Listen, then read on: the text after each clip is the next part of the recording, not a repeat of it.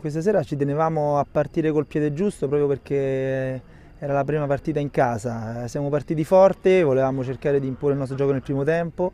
Purtroppo, ecco, come hai detto te, abbiamo avuto 5 minuti di amnesia dove un po' di forze sono venute a mancare perché siamo venuti per vari problemi contati al campo e la partita si era messa male. Ma il cuore che ci contraddistingue e che vuole portare sempre a casa il risultato ci ha fatto reagire, abbiamo creato occasioni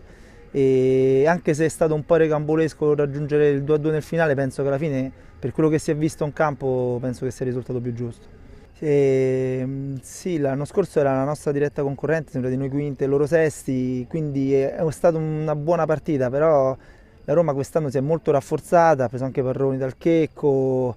e diciamo che dovevamo cercare di sfruttare meglio questo turno casalingo purtroppo, ma non ci siamo riusciti e ci prendiamo buono il pari venuto all'ultimo minuto. E il nostro campionato sarà quello sicuramente di cercare di migliorare quello che è stata la passata stagione, quindi cercare di accedere magari alla semifinale senza passare per il turno preliminare, che sono sempre partite molto delicate che possono succedere, decise sicuramente da episodi.